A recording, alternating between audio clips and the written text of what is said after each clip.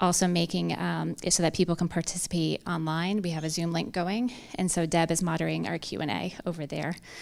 But thank you for those who have joined us in person as well. Please don't be bashful about the refreshments. There's sandwiches, there's brownie bites, there's fruit salad for the taking. And you're going to need a little sustenance because we're talking about a big topic here, right? Extreme heat has been all over the news, and we've been so delighted to have Claire here this summer to help us dive into the issue in terms of what Groton can be doing about this. So it has been wonderful sharing time with Claire. The research and the community conversations that she's been having, that she's going to tell you about, are really helping us understand our vulnerability and start to think about action items that we can be putting in place in the future to hopefully become more resilient to this issue. And I have to say, Claire, please keep in mind, has only been with us since June 5th. So I think you will no doubt be very impressed, as I have been, of how much she has accomplished in a very, very short time. But this is not the end of her time with us. We schedule this public meeting specifically so that we can also be hearing back from you tonight, your ideas, your experiences. And we're going to be taking all that feedback and then folding it into the report and the recommendations that Claire is putting together. So with that, I'm going to hand it over to Claire.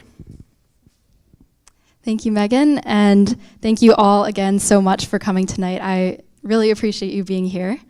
So as Megan mentioned, my name is Claire McCarthy. I just graduated from Emory University, which is in Atlanta, Georgia, in environmental science. And I'm going back to school right away, actually at Emory, to study public health. So this project this summer has really been exactly at the intersection of my interests in environmental issues and also public health. So I feel really honored to have the chance to work on this. And Megan has been an amazing mentor, so it's been great working with her. But the goal of my presentation tonight is to tell all of you a little bit about the work I've been doing this summer so far, and then also hear from you feedback on how the remainder of my summer should go and the recommendations I should give the town. All right, so an overview of how the presentation will go tonight. So I will start out by giving a presentation that's really two parts. So the first part is Extreme Heat 101, so talking about what is extreme heat, what are its impacts. Next, I'll move into talking about how Groton specifically is heat vulnerable. Next, we'll do our first round of small group discussion where you will get to talk to the people around you about how you've been experiencing heat here. Next, I'll do another short presentation about heat action strategies, and at that point we'll hear from some Eversource representatives as well. Finally, we'll move into another small group discussion and then conclude with an open discussion where you can share with the large group. All right, part one, Extreme Heat 101. So if you have been reading the news lately, you might have seen extreme heat appear a lot. So all of us sitting in this room have actually lived through the hottest recorded day in Earth's history, which was July 4th of this year. And Phoenix has been in the news a lot recently. It's seen, actually, as of today, 19 days in a row over 110 degrees Fahrenheit, which is a record for Phoenix. Really, really mind-blowing. And this is not only an international or national issue, but it's actually affecting us close to home. So this last headline is from a concert in Hartford, where the country star Jason Aldean had to stop performing early because of heat exhaustion. So yeah, we're seeing the impacts in our state. So first wanted to start out by defining what exactly is extreme heat. So this definition is adapted from the CDC's definition. Extreme heat is conditions that are much hotter and or humid than average. And keep in mind that this is really, I'm not sure if this mic is working anymore, but this is really localized and specific to the local context. So for instance, in Groton, a temperature of about 90 degrees would be considered pretty extreme, but for Phoenix, that would be nothing. So what would a heat event look like in Groton exactly? So there are a couple of varying definitions of what a heat event is, what a heat wave means. So I've listed a couple of those definitions on the slide. So one definition, which is defined by the Connecticut Institute for Resilience and Climate Adaptation, or CIRCA for short, defines a warm spell in Connecticut as 6 or more days where the daily maximum temperature is greater than the 90th percentile maximum temperature for that year. However, the Connecticut Governor's Office defines it slightly differently as 3 days in a row with high temperatures of about 90 degrees Fahrenheit. So I include both of those just to show that there is a little bit of discrepancy of what exactly counts as a heat event. But a pretty good example for Groton, I have down there a real example that I pulled from summer 2022. So from about last year, July 20th through July 26th, temperatures were in the high 90s, or the high 80s to low 90s. So given both of those definitions and just what is considered extreme heat for Groton, that would qualify as an extreme heat event. But again, it is really different depending on the local context. And you might have heard this phrase or this sentence a lot. Commonly during the summer, people like to say it's not the heat, it's the humidity. And that actually is quite true. So temperature only tells part of the story of how humans experience heat. So when it's very humid outside, sweat can't evaporate from our bodies as easily. Normally that has a cooling effect, but humidity really interferes with that. So there are a couple of measures to capture the other factors that intersect with temperature. So one of those is the heat index, and I have a chart on this slide. I know my slides are a little bit small, but I will send them out to all of you afterwards if you want to look at them more. So in this heat index temperature, you can see that when there's humidity, that compounds upon the existing temperature and makes it feel hotter. So for instance, in this chart, I actually used this example when I was looking at my weather app yesterday afternoon. So the temperature outside was 84 degrees Fahrenheit. The humidity was about 70%. So that means that the real field temperature was 90 degrees. So definitely humidity makes a big difference. And then wet bulb globe temperature, that's another measure that incorporates other factors of wind and cloud cover into one measurement. Unfortunately, in my research, I could mostly find sources that look at temperature, so that is the main metric I will be looking at. But definitely keep in mind that there are a lot of other factors at play in terms of how we experience heat. And taking a step back to look at global events that are affecting heat. So climate change, because of climate change, global temperatures have been rising since the Industrial Revolution. They've actually risen about 2 degrees Fahrenheit since 1880, which doesn't sound like a lot, but it definitely is affecting global environmental systems and human systems. And that rise in temperature is mostly due to the greenhouse effect. So that's when humans emit greenhouse gases into the atmosphere, and that they're really good at trapping heat into our atmosphere. But I do want to note that global warming and global temperature rise are separate from extreme heat, but they are certainly exacerbating the frequency and intensity of extreme heat events. And another global event at play here, especially this summer, is the El Nino. And that's essentially the warm period of the Pacific Ocean, which cycles through cool, neutral, and warm periods. And it affects different parts of the world in different ways. But as we enter into an El Nino this year, the El Nino typically causes warmer temperatures in our region. So what are some of the impacts of heat? First of all, human health. So according to the CDC, about 700 people die from heat each year in the United States, which makes it the deadliest weather-related disaster in our country. So I have a couple of additional statistics on there for our region. So in 2022, the Ledge Light Health District saw close to 12,000 heat-related visits, and Groton saw a few thousand. However, looking at a different source that I found, it said that Connecticut as a whole only had about 300 heat-related hospitalizations over about a 5-year period. So the reason why I included those statistics, which are conflicting, is to show Heat-related mortality is really difficult to diagnose. There isn't a standard procedure to do that, so this is an issue that's pretty difficult to collect data on and quantify. But regardless of the actual number of people who are affected by heat-related illness, we do know that it's an issue. It's an issue here, and it is associated with morbidity and mortality. So what specifically are the physical and mental health impacts of heat? There are several heat-related illnesses that result from extreme heat, such as heat cramps, heat exhaustion, and heat stroke. I'll get more into what those mean exactly later on.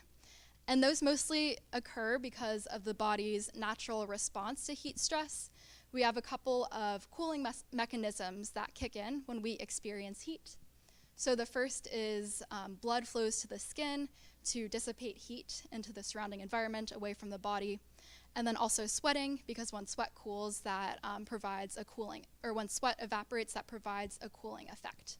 So those are both really important responses, but when they are happening in excess, that can be dangerous and lead to cardiovascular strain and dehydration. As for mental health, heat stress has been associated with a rise in anxiety, suicide rates, a reduction in productivity. A couple studies I found said that productivity of labor declines, and also students' test performance has been shown to decline when it's hot out.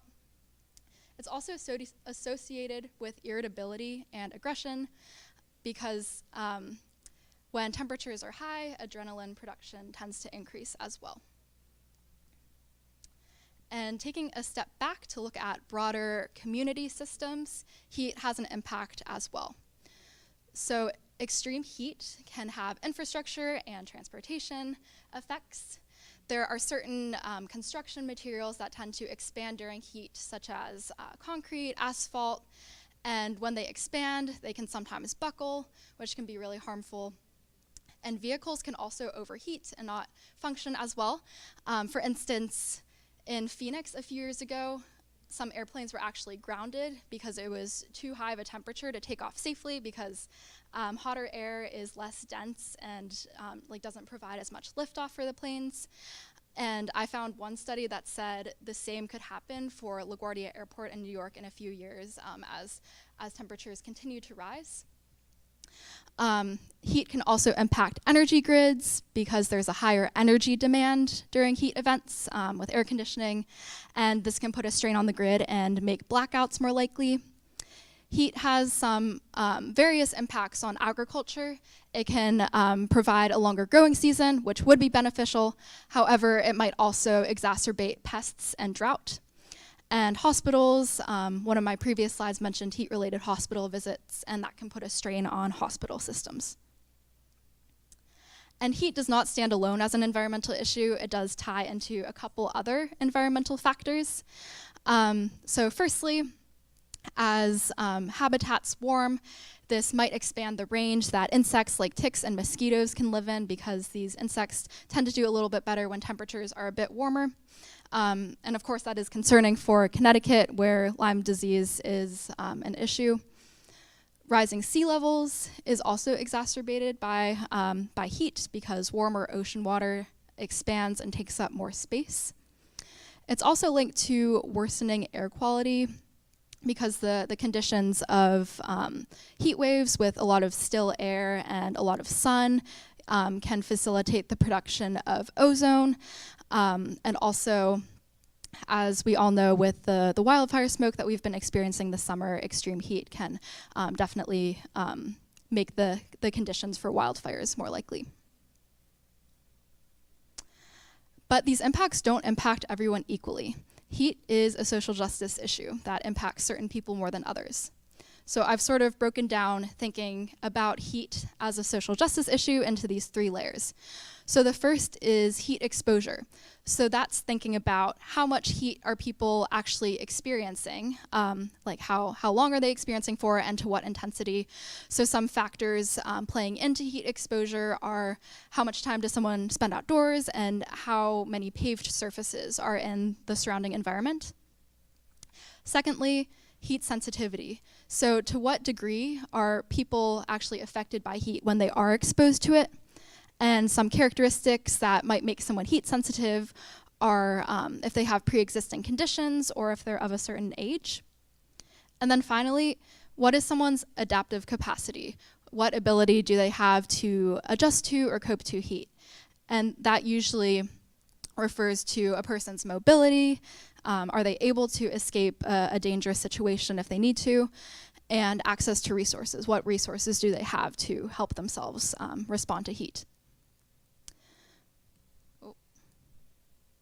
So I have put up some examples of heat vulnerable groups that fall into those three categories. There's definitely some overlap between those categories, but I thought this could be helpful. So for groups who are heat exposed, that could include athletes, outdoor workers who are working outside at a high intensity, unhoused people, and also city dwellers. So quickly wanted to note that city dwellers are more exposed to heat because of this phenomenon called the urban heat island effect. So paved surfaces of a city are really good at absorbing heat during the day, and then at night they re-release that heat out to the atmosphere when normally the area would have been allowed to cool down during the night otherwise. So that makes cities have hotter temperatures than surrounding rural areas. And within cities, red-lined neighborhoods especially have higher temperatures. And I won't get too much into redlining because it's complicated, but it definitely still has impacts today, although it was technically outlawed several decades ago. As for heat-sensitive groups, so older adults, infants and children, and pregnant people are more heat-sensitive. They're not as able to thermoregulate in a lot of cases. And people with health conditions might be more heat-sensitive because a lot of them take medications that may interfere with their natural cooling mechanisms, for instance, might interfere with their ability to sweat. And then finally, some groups with low adaptive capacity may be non-English speakers because for the most part, heat resources are communicated in English. Homebound people who may be stuck at home and not able to leave as easily if it's very hot at home for them. People who rent their homes because they may not have as much control over ways they can modify their house to make it cooler or the use of air conditioning. And then finally, people who do not use air conditioning, whether that's because it's too expensive or they do not have an air conditioner. Air conditioning, of course, is a really effective way to protect someone from heat, but I do want to note it's not the end-all, be-all ideal solution because it does use energy and contribute to greenhouse gas emissions. Okay, next part of my presentation. So this is talking about Groton's heat vulnerability specifically and the research I have done on this. So although Groton is certainly not as hot as other areas of the country or the world, it is getting hotter here than we have seen in history. So this is a graph of the average temperature in Connecticut, and it has been pretty steadily increasing since 1895, as you can see. And we've seen hotter temperatures, especially in recent years. So I looked back at when the top 10 hottest Julys occurred and when the top 10 hottest Augusts occurred, because those tend to be some of the hottest months in Connecticut. And 6 out of 10 of the hottest Julys and 7 out of 10 of the top 10 hottest Augusts occurred this century in Connecticut. And that is considering years going all the way back to 1895, so that is very concerning. And then looking ahead at some climate projections for New London County. So this graph, the x-axis at the bottom is the year, and then the y-axis axis is the number of days per year with maximum temperature that is greater than 90 degrees Fahrenheit. So clearly the projection is projecting an increase in the days over 90 degrees Fahrenheit. And I will get more into what all this means on the next slide, but I just wanted to point out here that you see such a big range here because there are a couple of different climate projections that scientists use. There's a more optimistic projection that means humans would be cutting their greenhouse gas emissions pretty significantly, and then a less optimistic projection where humans would not decrease their greenhouse gas emissions as much. So this is the more optimistic projection, it doesn't rise as much, and then the worst case scenario, so it rises more. Okay, so this is sort of another way to think about this, how the temperature might change here in the future. So the historic average daily maximum temperature in our county was about 59 degrees Fahrenheit. However, if we look ahead to the end of the century and what that might look like, so a pretty optimistic scenario is average temperature would rise only about 5 degrees Fahrenheit. So that would put us on par with about what Baltimore is seeing right now. So a little bit of a more southern and warmer city. However, if we look at a bit more extreme projections, we could see an average temperature increase of about 10 degrees Fahrenheit, which would put us closer to what Richmond, Virginia is currently seeing, so moving even more south. And if we look at the very worst case projection, that would put us at about what Birmingham has traditionally seen. So that is a very warm place going to school in the south, I can confirm. And then looking at the other metrics, so the days over 90 degrees Fahrenheit, historically we saw about 3 days over 90 degrees Fahrenheit. But as we look to the end of the century, 2100, a pretty good case scenario would be seeing 20 days per year over 90 degrees. And so that's about what Baltimore sees. A slightly more extreme projection, we would see 54 days over 90 degrees each year. That's similar to Jacksonville, which is very, very warm. And then the very worst case scenario for that metric would be seeing 98 days over 90 degrees each year, which is similar to what Austin, Texas has historically seen. So definitely very scary, but wanted to sort of give you an idea of what it might feel like here in the future. Okay, so now we get to slides with a lot of maps. So this is a map that was created by CIRCA, so that's the Connecticut Institute for Resilience and Climate Adaptation, and it's mapping out the heat vulnerability of Groton.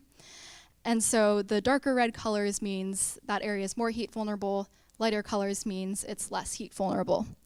And this measure of heat vulnerability is incorporating 3 different elements. So exposure, sensitivity, and adaptive capacity. And those are the 3 different aspects that I was walking through before. And I have all the major neighborhoods of Groton labeled, as well as I-95 and Route 1. And again, these maps will be shared with you later on. Okay, so diving into each of those 3 elements that are making up the heat vulnerability. First, we have the heat exposure. So thinking about which areas or people experience the greatest amount of heat in Groton. So I circled a few areas that are darkest on this map. So the darker color means more exposed to heat. So City of Groton appears to be more exposed, as well as the area around the submarine base, and then also the Pequannock Bridge neighborhood were a few areas that I highlighted. And for City of Groton and the submarine base, it appears to be because those areas are more paved and act as urban heat islands. And as I was making these maps, I realized that the CIRCA tool, while it is super, super helpful and a great resource, it does have some limitations. It's not always attuned to the local context of the area just because it is a statewide tool. So I decided to dive into some more like local demographics. So I pulled a lot of census data to look at different socio-demographic economic characteristics. So this first map I have here is the number of heat-exposed workers and where they tend to live in Groton. So that I looked at like farmers, construction workers, and totaled that into this number of heat-exposed workers. So they do seem to be most concentrated in the northern part of City of Groton. Okay, as for sensitivity, so that's looking at which areas have people who are most affected by heat. And this green map here is from CIRCA. The darker colors mean that that area is more heat sensitive. So interestingly, the airport was labeled as more heat sensitive, which I was a little confused by because the population isn't super high at the airport. But also this area between I-95 and Route 1 was marked as pretty heat sensitive by CIRCA. And so come over here to these two maps that I created from census data. So I mapped out the population under 5 years old and also the population over 60 years old, because those are two groups that may be more heat sensitive. And for both of these, population under 5 and over 60 tend to be in between the two major roads in Groton. But population over 60 also seems to be concentrated in a part of City of Groton and then also in Old Mystic. And the final piece, adaptive capacity. So which areas of Groton have people who are least able to respond to heat? So the Circa map, this is a little bit different in terms of what I was looking for on this one. So the lighter colors mean that area has less adaptive capacity. So some lighter colored areas are City of Groton, again, Pequannock Bridge area, and Noank and West Mystic as well. But something interesting for this measure is Circa looked into how far areas are from cooling resources like swimming areas and cooling centers and like public transit. So that might be affecting why some of the areas are labeled as having a lower adaptive capacity. And then for the maps I created, so this is a map of Spanish-speaking households, which appear to be most concentrated in the Pequannock Bridge neighborhood. People without health insurance appears to be most concentrated in Groton Long Hill and also Pequannock Bridge. And then finally, I mapped out median income, and highest income appears to be on the eastern side, a little bit in the southern area, and then a little bit lower income in the center, and then up in the northwestern area. Okay, this is my last slide where I mapped out things. So this is a couple more adaptive capacity maps. I just didn't have space on the other slide. But I also mapped out where renters tend to live and then where owners tend to live with regards to renting or owning a house. So the renters tend to be concentrated up in this northwestern part with the submarine base, and then also some in Pequannock Bridge. So from all of that, I picked up 3 heat vulnerable areas to really look at, but I definitely want to hear from all of you, your thoughts on where you think is most heat vulnerable from your own experience. So I looked at the Conning Towers Nautilus Park because that's an area with a lot of renters, a lot of outdoor workers because members of the Navy can be considered outdoor workers. It has a lot of paved surfaces, and it's relatively lower income compared to some other parts of Groton. For Pequannock Bridge, a lot of renters, slightly lower income than the rest of Groton, a lot of Spanish speakers, and a relatively higher proportion of medically uninsured people. And then finally, City of Groton, highly paved. It has some older adults, outdoor workers, and some parts of it are relatively lower income. So just a couple more slides of this part of the presentation. But Megan and I have been going out this week and talking to people at different community events and locations like the public library, the City of Groton Farmers Market, TVCCA a couple of times, and we're seeing that this goes farther than the data. Heat is affecting people in Groton right now. So someone at the City of Groton Farmers Market said this quote to me at the top that stuck with me. She said, "We shouldn't be seeing heat. We're by the water, but we are seeing it." So people are noticing that heat is happening here and now. Something we heard from a lot of people is that air conditioning is expensive and that often inhibits people from using it. We heard from TVCCA that about 30% of respondents to their community needs assessment said that they struggle to cool their homes. We also heard from one person that there is a lack of shade in Groton, specifically at the beaches. She expressed concern that when she's out with her kids or grandchildren, there isn't really a safe and cool place for her to sit with them. And then finally, we did meet a couple of people at the library who use it as a cooling center, and it's such an amazing resource, but it is sometimes difficult to get to if you rely on public transit. Okay, and many of you have taken the survey, so thank you for those of you who have, but in my initial analysis of the survey, I have noticed that a lot of people are either very worried or moderately worried about heat. Actually, a majority of our respondents were. So this is pretty promising because people are thinking about this issue and would hopefully support action by the town to do something about it. Okay, so now we're going to move into our first small group discussion. So I have a few discussion questions for all of you. And Megan has them in worksheet form too. So it would be great if you could split up into small groups with the people around you, probably about 3 to 4, but also whatever's most convenient. And I'll read the questions really quick, and then we'll give you 10 minutes to discuss them in your groups. And it would be great if one of you can take some brief notes on what you're talking about. So first question, have you or people you know experienced any heat impacts in the Groton area? If so, what were they? Second question, do you expect to experience any different types of heat impacts in the future? If so, what types? And then finally, which parts of Groton do you think are most at risk for negative effects of heat and why? And there's also a Zoom version or a virtual version for Zoom people if you type the link at the bottom into your browser. Okay.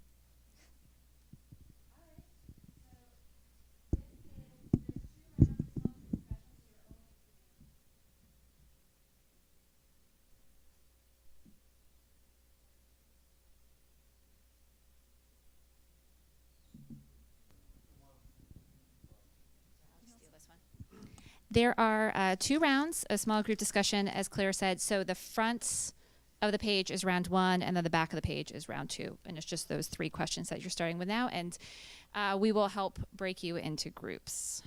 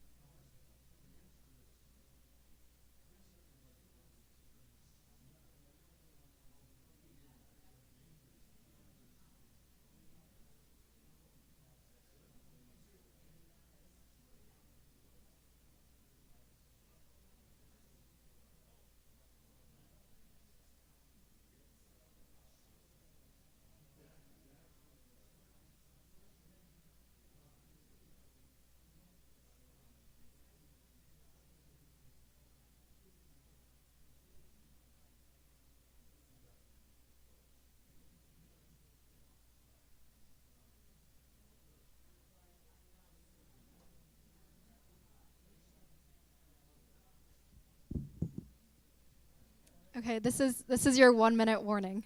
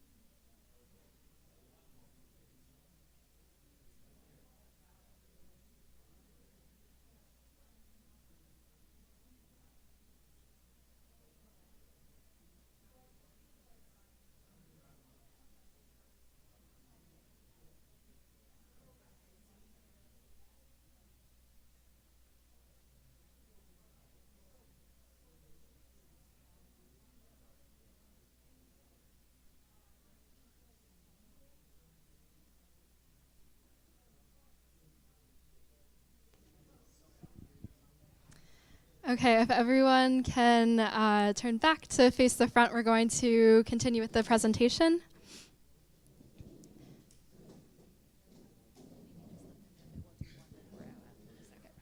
Okay.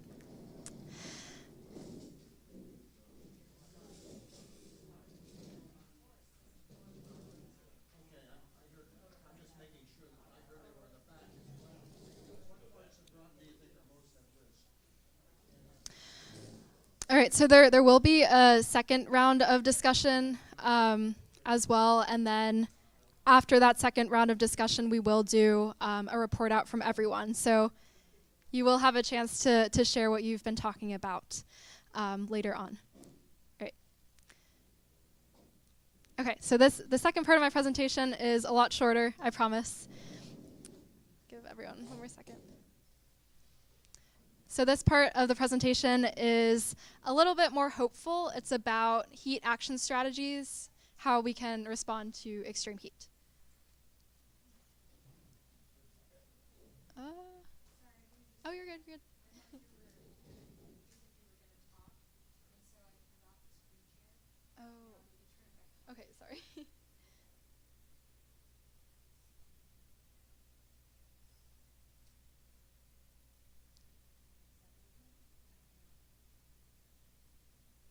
It is not working.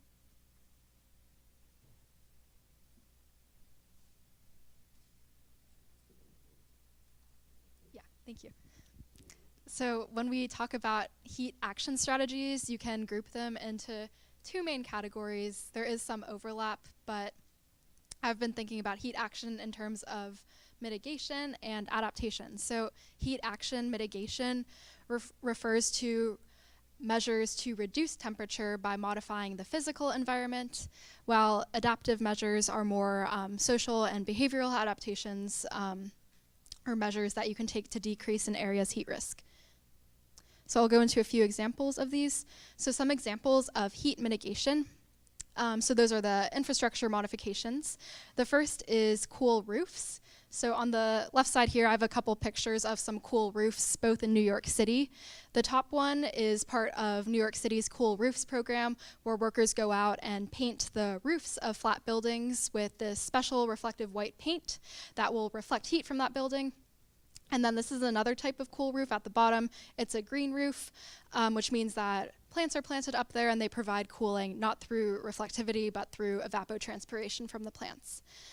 Cool pavement is another type of heat mitigation, and there's a picture up here of that. So cool pavement could be light-colored pavement that reflects heat, or it could also mean permeable pavers. So this is a type of permeable paver.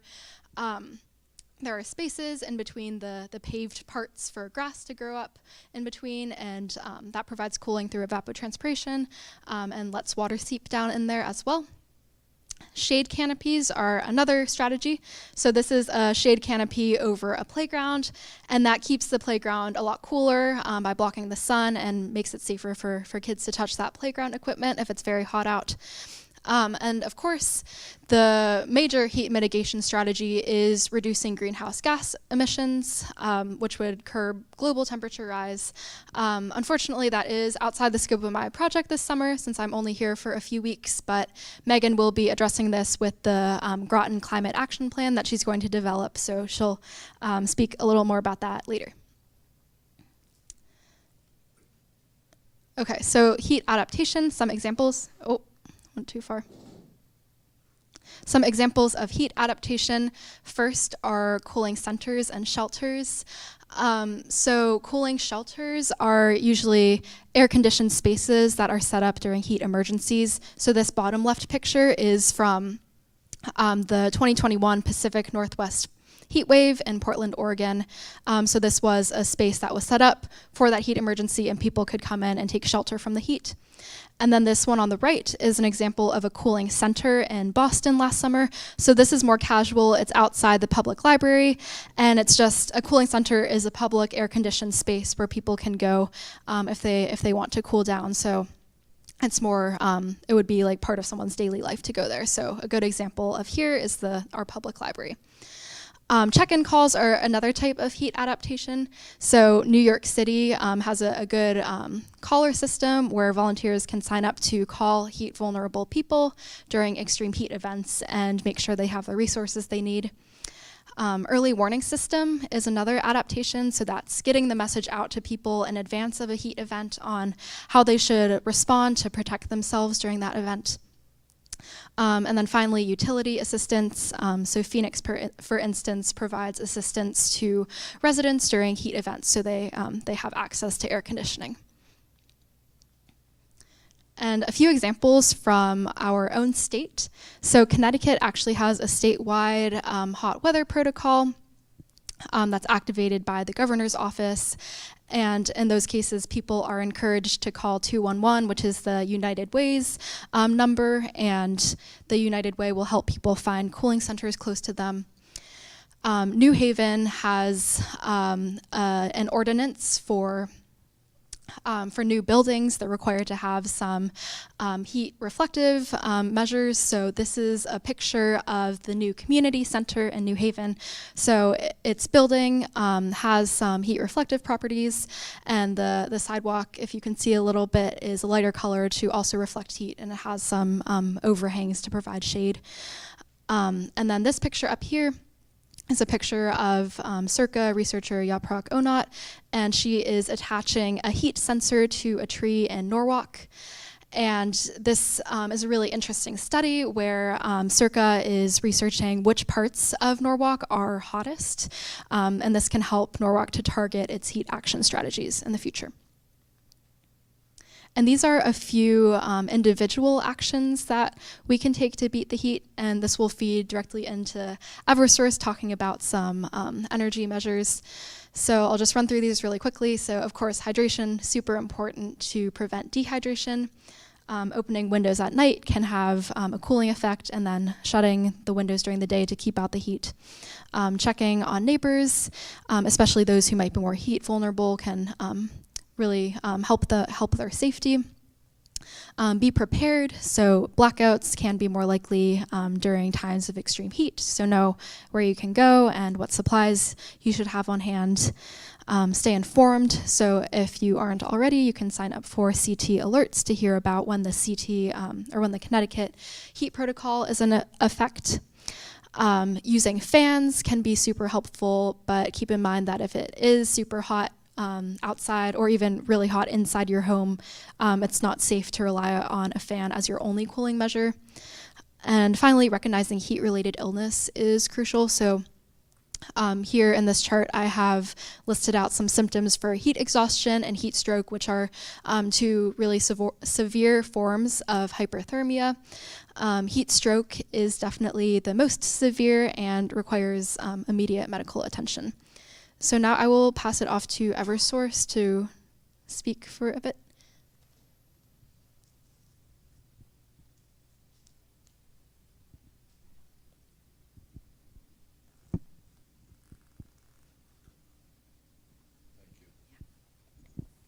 So I wanted to take a couple of minutes and talk about what we might be able to do together as far as energy conservation. So I'll leave you with three things. First thing is Energize CT, which is the website for all incentives or rebates for various measures that you could do for your home. Okay, Energize CT. The second thing that I would encourage you to consider is to do a home inspection by Eversource for $50. And usually that has more than, that 10 times fold for payback, as far as what they have for findings in your house. So that's $50, through Energize CT for a home inspection. Okay, question? Bridge area that can't afford, they're not using Eversource probably. Right. They can't afford the $50. Not everybody can afford that. Sorry, Martin, thank you. Paquonic Bridge is in the Groton Utilities Service District. Groton Utilities has a similar program that is at no cost to the resident, the property owner. Okay. And then the third thing I would mention, which is very exciting by Eversource, as far as, the heat initiative here and what you're talking about tonight, is that the incentive for heat pumps or mini splits has more than tripled by Eversource. So on Energize CT, it's upwards of north of $1,000 per ton for those of you that are interested in doing some sort of a project at your house, okay? And for those of you that may have a bigger application, there's more dollars available for variable refrigerant flow or multi-head installation, okay? So lots of information. We brought together tonight a PowerPoint presentation. I didn't want to put that up here. I didn't know what the format was for tonight, but maybe you want to post it on your website, okay, for information. And then I will stay till the end if anybody has any questions.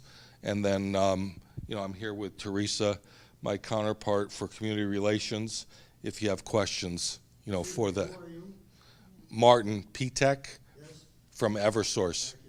Okay. So, okay. Any other questions? Okay, thank you. Yep. Now we'll move into our second small group discussion. So the questions are on the back of the sheet you had before. So 3 questions this time as well. I'll just read them quickly. How do you stay cool when it's hot in Groton? If you do not do anything to cool yourself, why not? Did any of the heat strategies stand out to you? And do you think any could work well in Groton? And then finally, are there any additional perspectives or considerations that I haven't mentioned that you think the town of Groton should include in heat planning? So you can return to your small groups and we'll give this another 10 minutes of discussion. Could we start with number 3? Because that to me is the most important. Oh.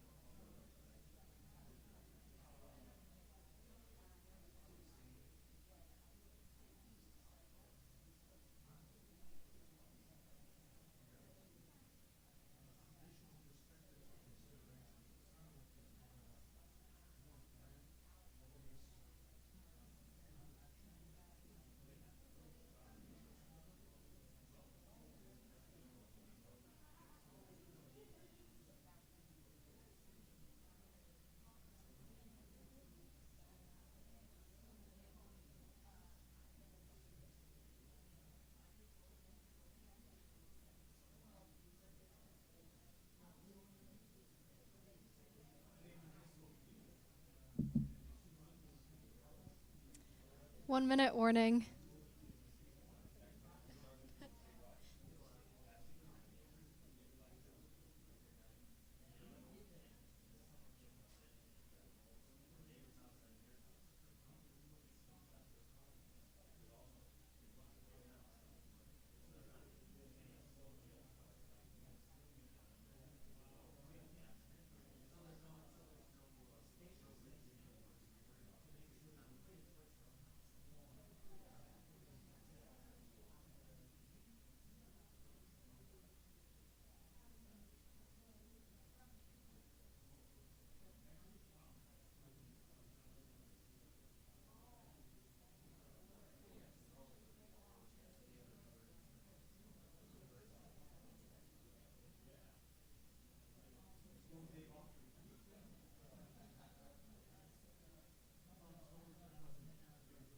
All right, if everyone can turn back to face the front, we're going to do group share outs from everyone.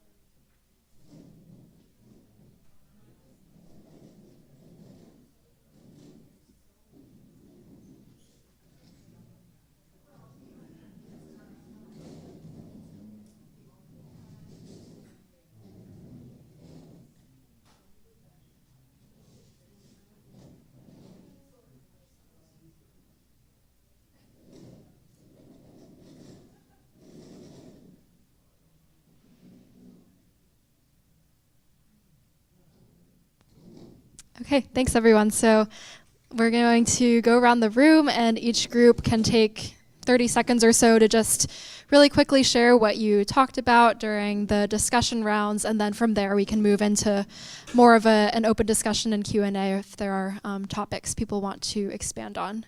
So I guess we can start in the front.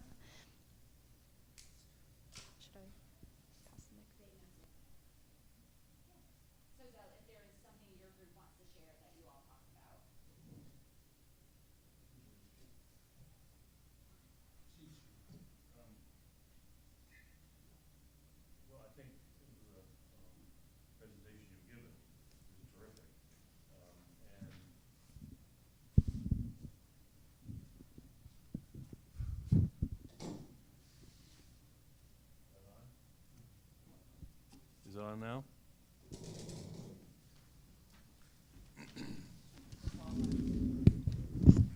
This one works. I saw it. Okay. I think, let me start by saying that the presentation you've given is terrific in terms of the overall understanding of how heat is likely to affect Groton. And I think the questions you asked, there were a series of discussions we had because of the nature of our group, which I think are all over 55, and therefore we're in the center here. That the first question was, are we sensitive to heat? And the answer is absolutely yes, and it's gotten worse. And that was the first sort of thing. And then I guess the second one is, do you expect to experience different types of heat impacts in the future? And that was a resounding yes. And that was particularly, I think, associated with the heat plus the humidity. And then the third item was, what parts of Groton do you think are most at risk? And my sense is that I think you explained that pretty well to us. I guess if I were to have to say, I would say, or right along the immediate shore, from my own personal experience, it's not so bad. But as you get further inland, because of the nature of how the system works here, it gets worse. And then how do we stay cool? Well, we all talked about the men in the group here. Only one of us has short pants on tonight, and that's how you stay cool. And then there are things like awnings, making sure you stay hydrated. And then finally, I think our group talked about air conditioning. Only, I think, one person has air conditioning, and the other of us are thinking about it. And then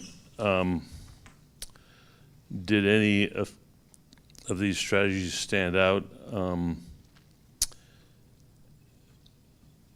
I guess the thought was that if you combine some of these strategies, for example, parking lots that are blacktopped, if they were covered with shelters which could be designed so they have solar panels on top, you then have the ability to collect electricity on that area and keep the car and the asphalt from getting hot. So there's an example, I think, of how you might do more than one thing at the same time, which, to your point, reduces the greenhouse gas emissions potentially, but also cools. And the final was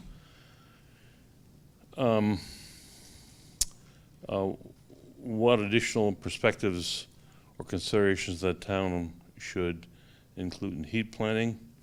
And I guess education came out as being a very important one. And I think the second one, which Megan is already doing, and that is going after federal grants. Many of those grants still aren't been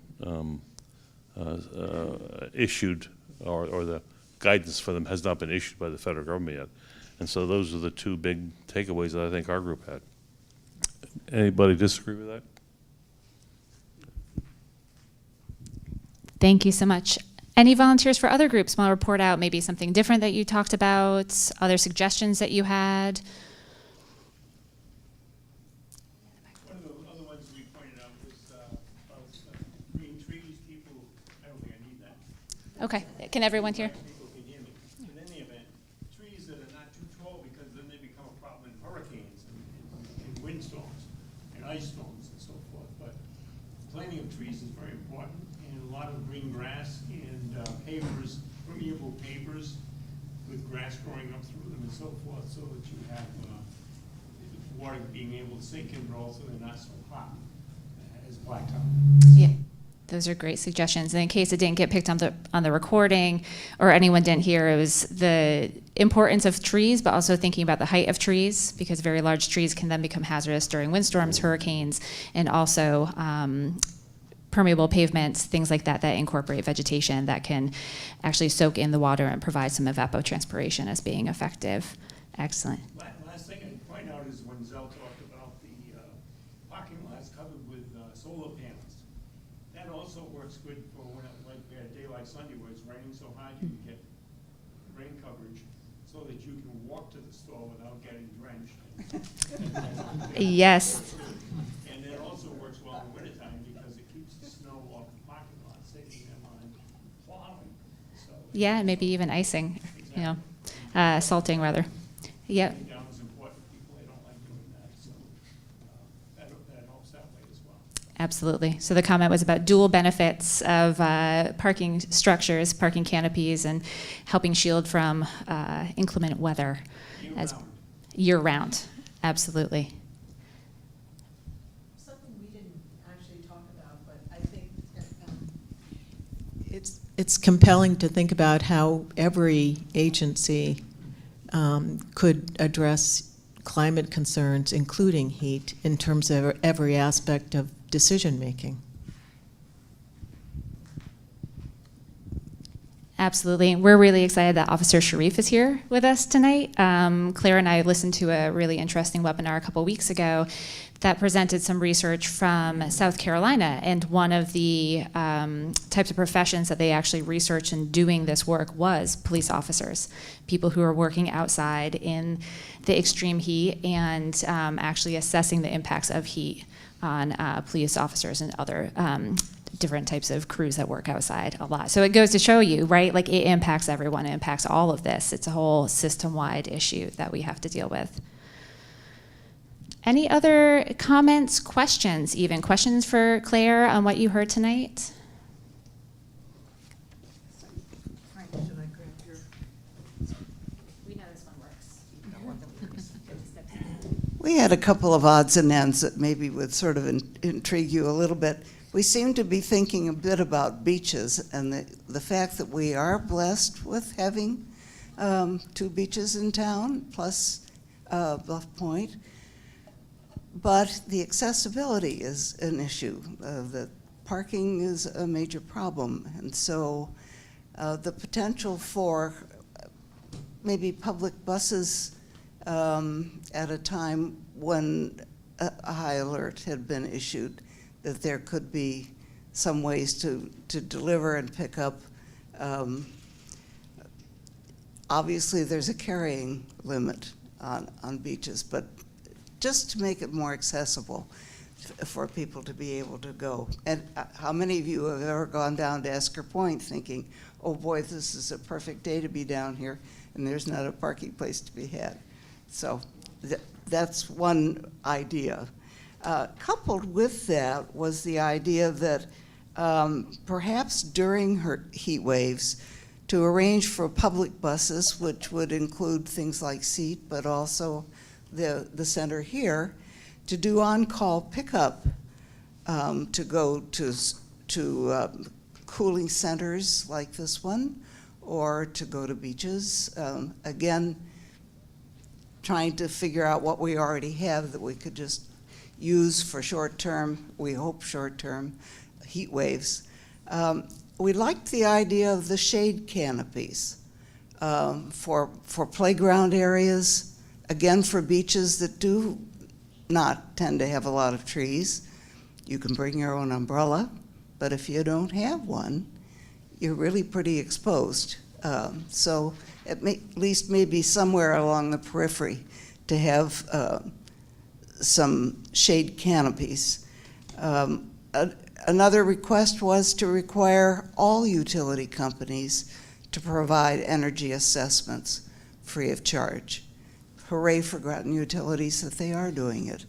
It would be nice if they all did, because $50 can be a lot for some folks who then would be paying for whatever assessment suggestions they maybe could afford. And also, just to put this out here, Yeah. we have the ones that are $50, but we also, based on your income, they can be given as free too. Wonderful. We need to get that word out better. Yeah. Absolutely. So all sorts of possibilities. Yeah, absolutely. And I will mention one thing to you. My folks had originally sort of a snowbirder relationship with Tucson, Arizona.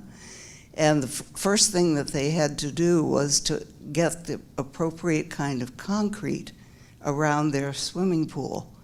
It's a foamy kind of concrete that you're able to walk on it all the time without searing the bottom of your feet. So there is a product, and that was 30, 40 years ago. So there is a product certainly available. I'm sure it's not inexpensive, but for key areas, that might be a good answer.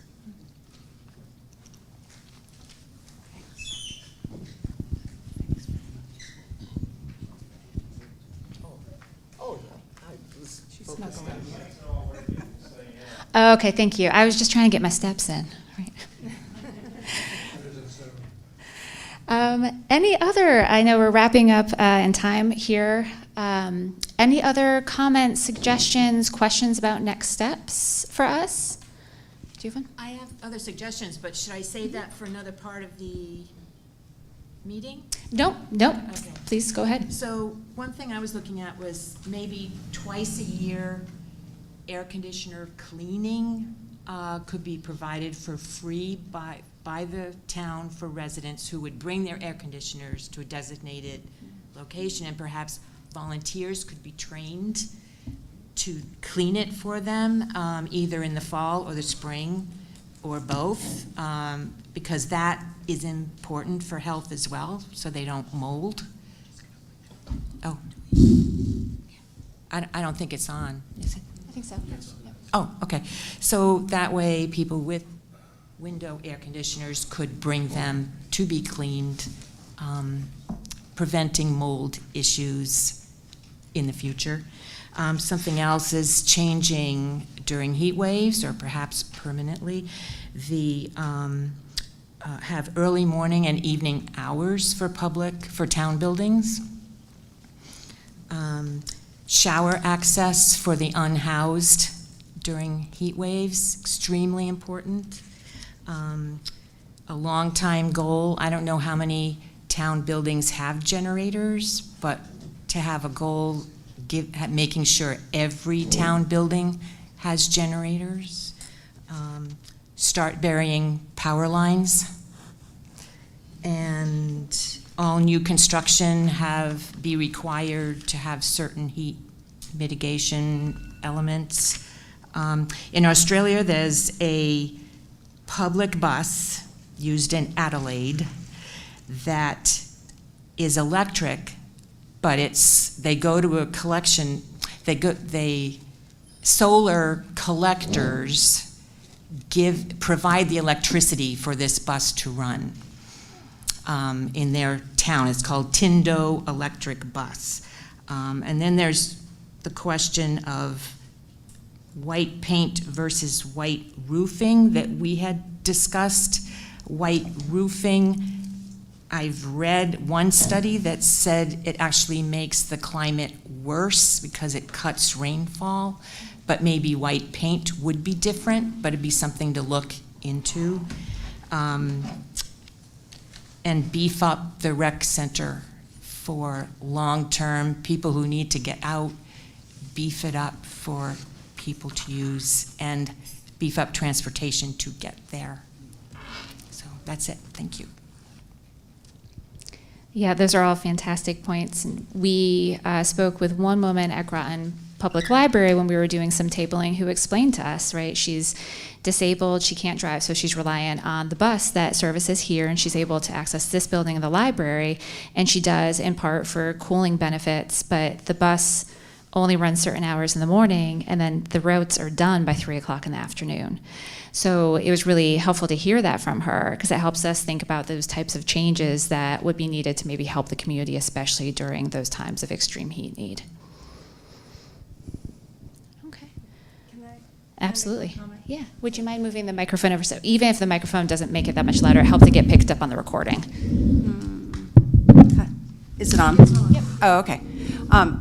I wanted to just make a comment on a side benefit of the pavers and more grass and trees is to the waterways, because all this rain is going to run off, and if we have all this impervious surfaces, they're going to just impact and impair the Long Island Sound, which I know is also an important aspect of the whole climate resiliency. So just go for it.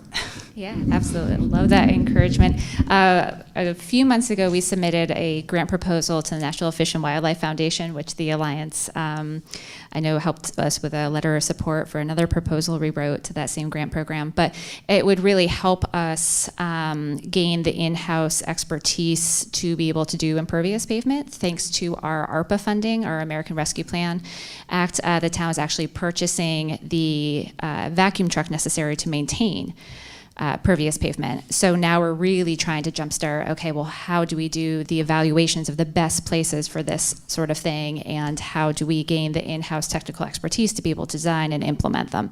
So we have our fingers crossed for that grant proposal. We'll be finding out in November, and that's one of those wonderful things about green infrastructure, is that they provide so many co-benefits, from water quality to even heat amelioration. Any additional comments before we wrap up?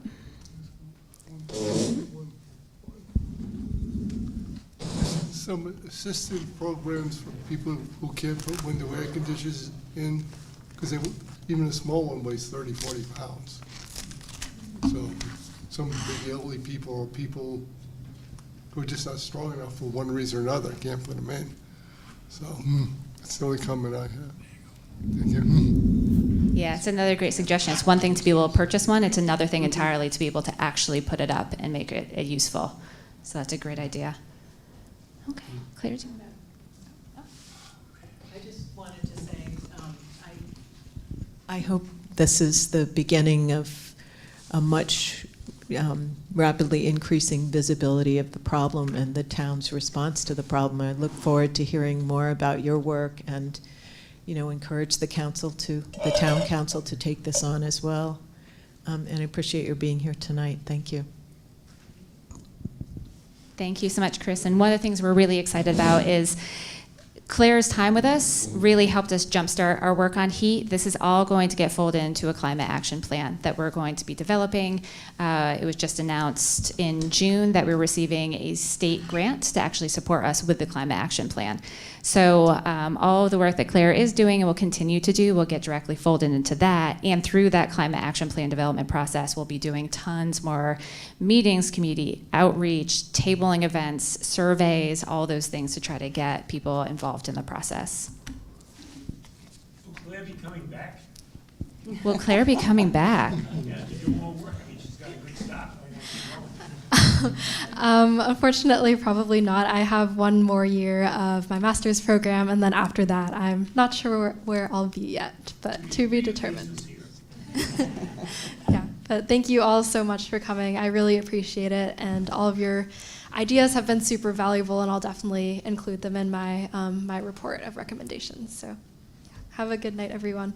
Oh, and if you can drop your notes and any surveys that you took off at the front table where you checked in, that would be amazing. Thank you.